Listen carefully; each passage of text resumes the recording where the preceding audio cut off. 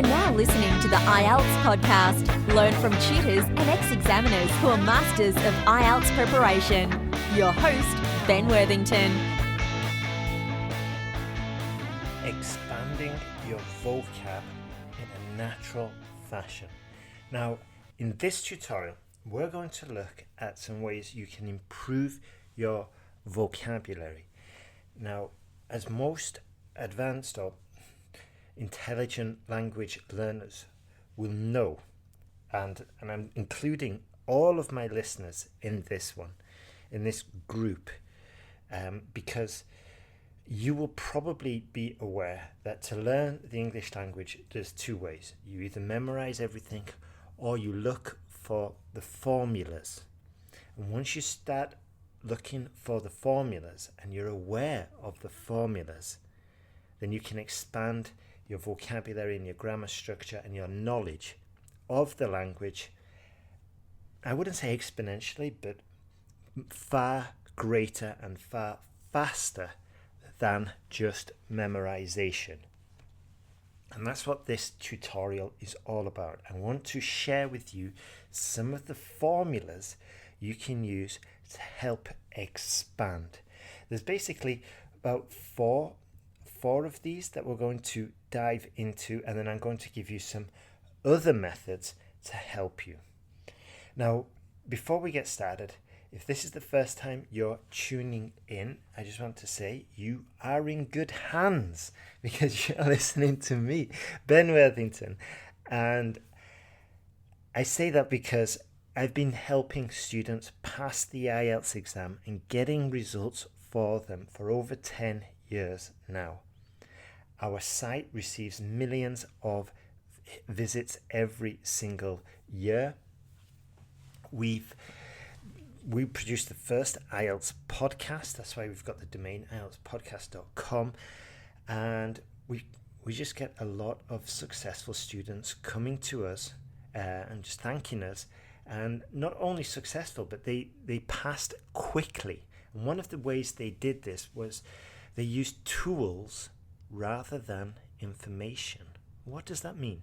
Well, most students in 2023 are using tools. They're using sophisticated software that just helps them advance faster. You see, what happens with a lot of students is that they suffer from information overload. Nowadays, online, there is an abundance of information. And it's sometimes difficult to move forward with so much information. However, if you've got the right tools, then you can move forward much faster and it's much more effective. Now, one of the tools could be a framework for writing essays. It could be a framework for model answers in the speaking. Another tool could be an AI essay checker, for example. It just gives you all the advice you need to score higher in about 20 seconds. I mean, that's the free version anyway. And I was playing around with it this weekend, and I noticed, this is kind of peculiar actually, but I wrote an essay using our Band 9 template, and I did the free check and it came out as 6.5, and then I did the premium check and it came out as Band 8, which was pretty interesting. So I think the main takeaway there was with the premium one, I got a more accurate feedback. It triggered more sort of data points and could get a fuller picture. So that might be worth considering. And the other reason why you might want to consider tools is because, you get that wave of motivation and you just want to hammer the IELTS all weekend. Now, if you're working with a tutor, then that tutor most likely hasn't allocated their weekend to giving you your essay feedback as soon as you finish the essay. Whereas if you've subscribed to the essay checker, you're going to get that feedback quicker. And in our course, from day one, I've always argued that speed is necessary here. Because, for example, you're with the online essay checker and you see a point that says use more cohesive devices. Now you jump online, you research cohesive devices, you find some examples, and you can implement them straight away as soon as you've learned them. Get some feedback if you're on the right track. And, if you're on the right track, great. You tick that box, you use the cohesive devices in the next essay you write and the next one, all within 1 hour. Whereas if you're doing it the traditional way, or let's take it to the extreme, if you're doing it in a lackadaisical way, for example, a kind of relaxed, casual manner, you write your essay, you send it off for feedback. The teacher gives you feedback a few days later, or 24 hours in our case, so it's not so bad. The teacher indicates you need cohesive devices. Now you research cohesive devices. The next time you've decided to study IELTS, a couple of days later, you learn a little bit, and then at the weekend you write another essay, and you go and find that cohesive devices tutorial, you implement it, you see, and it's just going a lot slower. Whereas in the first way, we've written 2 or 3 essays in 1 hour and got feedback. The other way, it's taken us a week, 10 days just to move forward. And the chances that we've failed with the cohesive devices increases dramatically because it's been so long since we learnt about it. So anyway, to cut a long story short, if we move fast, we get the feedback faster, we implement it quicker, we're more likely to remember it because we can reuse it again quicker. And this is one of the reasons why successful students are using tools rather than information. Right then, I'm sorry about that. I got distracted. I went off on a tangent. Let's get back to today's tutorial. We're talking about expanding your vocabulary. And I'm not just going to give you a list, although lists are kind of useful, assuming you learn them in context. I'm going to try and share with you the formulas, which are really the key to unlocking a language when you're learning. Let's go. So what I'm going to kind of focus on here is the root of the word. Now, the root is basically, without any suffixes, without any prefixes, without any of that. It's just the root, the origin of the word. Now, when we get the root, now by adding certain prefixes and suffixes, for example, we can expand it and we can find antonyms, we can find the opposite meaning of that word just by adding the prefix or the suffix, for example. And we can find maybe the actor who does that work, who does who does that task of the word. Let's have a look. I think the best way to do this is with an example. So many English words have Latin roots. For example, the Latin root spec means look or see. Now, if we look at this in the context of climate change, we could have inspector, and now the prefix in obviously means in or into, and the suffix or at the end is used to denote the person. So if we have an inspector, it's a person who looks into things. You see? Now, here's an example. The climate change inspector meticulously assessed the environmental impacts of the proposed factory.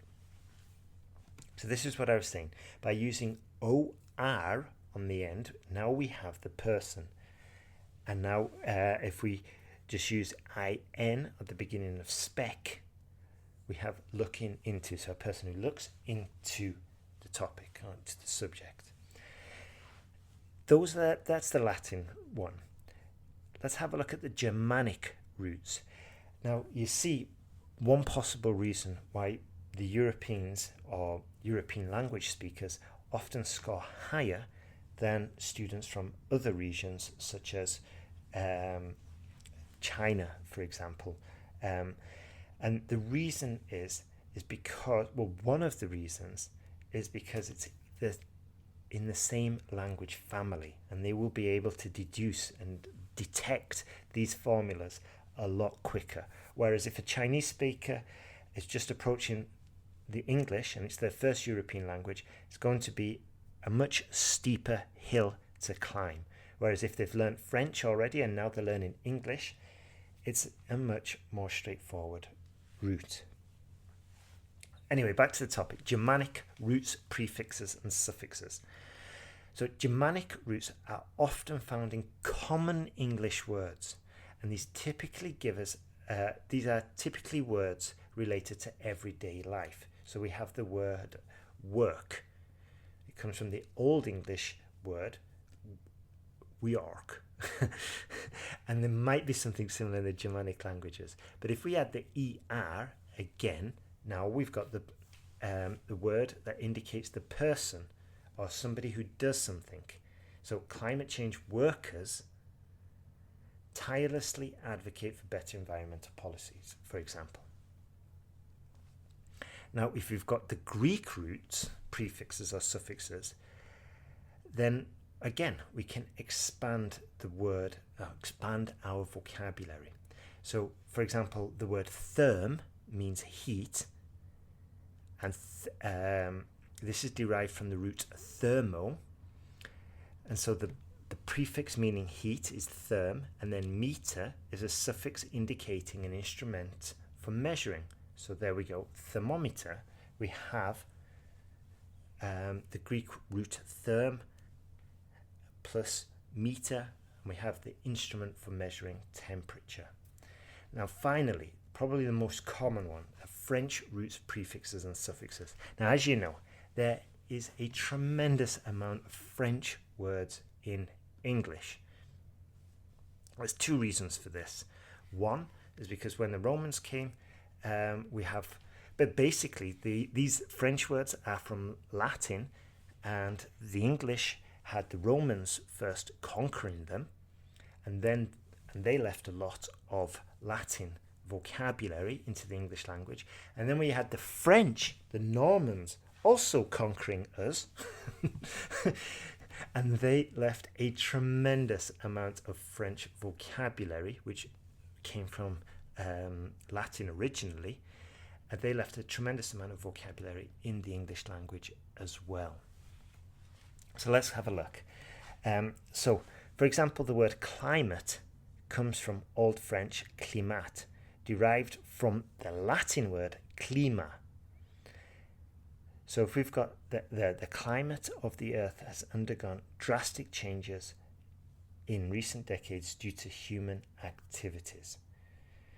So if we know the root of the word, and then just by adding a different suffix or a prefix, we can expand our knowledge. We can expand our vocabulary. Now, there's some other ways to expand your vocabulary. We can have a look at synonyms. So if we've got the Latin root duce or duct in the word, such as introduce or reduce or conduct, all of these words have this duce or duct. Then we can look for synonyms of these words to increase your vocabulary. For example, the government introduced, brackets implemented, several policies to reduce, brackets diminish, the conduct of industries contributing to climate change. You see, this is why some academics say to have a true knowledge and a true command of the English language. If you want a true command of any European language, you really need to know Greek or Latin. I mean, that's just what some academics or commentators say. And it just shows, just by knowing the root duce or duct, you can then deduce what the actual word means. And this is quite useful as well for the speaking, because again, once you know these formulas, you don't actually have to have seen the word before, but if you know the formula, then you can have an educated guess as to what it means. Now, another way you can expand your vocabulary is using a thesaurus. Be careful with this. I've seen students get their essay back, and I said, okay, the language here is poor. So what did they do? They obviously and clearly jumped into the thesaurus and started modifying every single word they could. And it ends up sometimes an absolute train crash. So when you do this, you need to do it with a lot of caution. Now, when you're submitting your essays, go for it, because you're going to get some feedback on whether it's right or wrong. In the actual exam, though, err on the side of caution. Be very cautious, because this is your exam fee in play. And you don't want to gamble with that exam fee. You want to be 100% certain you've used the right word, the accurate word. So just be careful.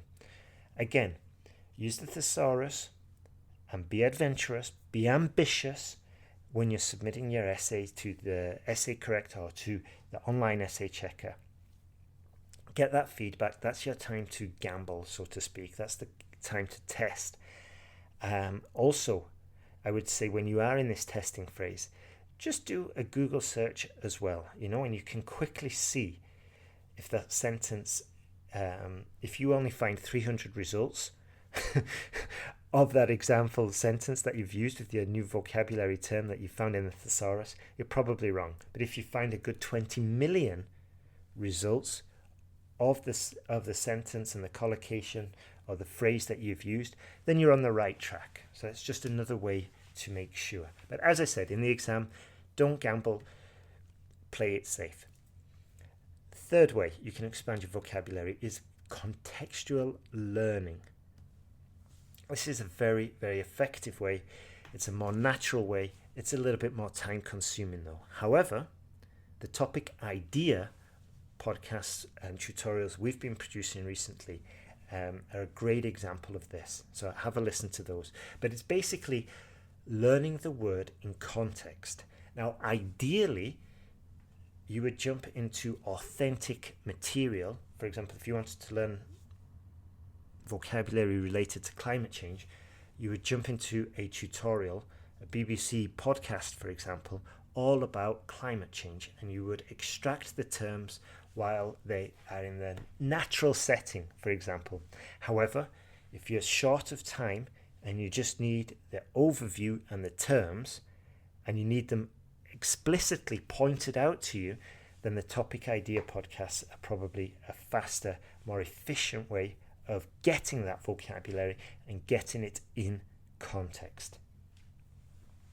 Finally, again, quite a general tip. I'm not a massive fan of these because I understand the situation. You need to pass IELTS quickly. You've got your exam coming up in 6 weeks, and it feels frustrating to be reading or to be listening to a podcast about climate change when you really got your exam around the corner. You're like, how can I apply this to IELTS? So the final tip is just to read widely. Now, I know it's easier said than done. This is more for the student who knows that they've got their exam coming up next year, or that they'll need to take the IELTS exam next year if they're going to get into the master's program in the UK, for example. If that's your situation, then you've got the luxury of listening to authentic material about podcasts, about climate change, about crime, and finding the language, finding the terms and the language in a more natural environment, as to reading about the topic in its natural environment. However, I know the vast majority of you just need to get this IELTS exam in the next 30 days, 60 days, in the next couple of months, in which case I would strongly recommend listening to the topic ideas tutorials, but also signing up to IELTS Podcast, because soon we will be mailing out an ebook full of topic ideas and model essays, which will just accelerate the process. So instead of reading an academic report about climate change, you can read a model Band 9 essay about climate change and see the terms you need to use and how to use them in an academic essay. Right, that's it for today. I wish you all the best on your IELTS journey.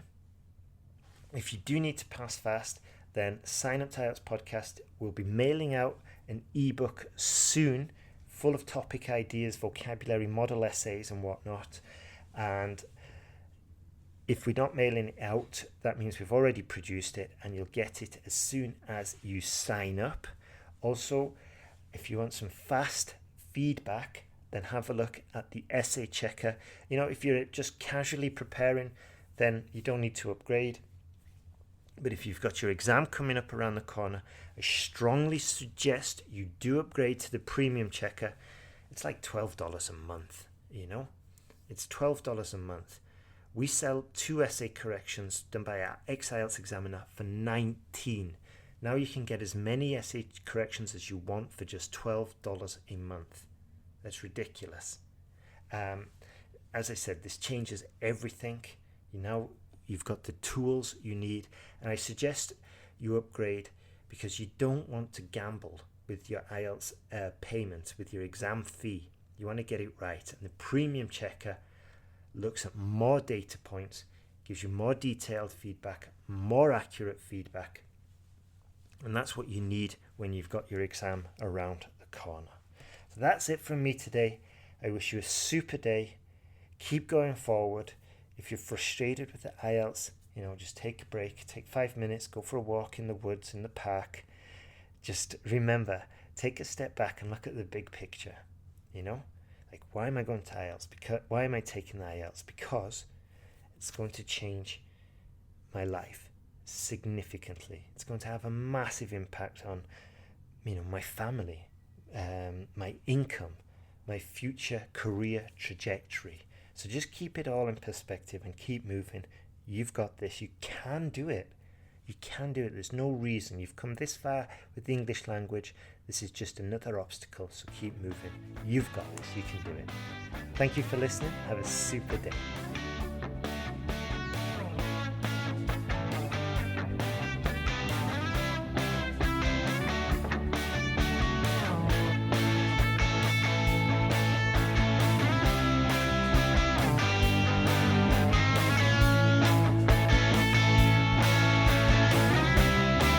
For listening to IELTSPodcast.com.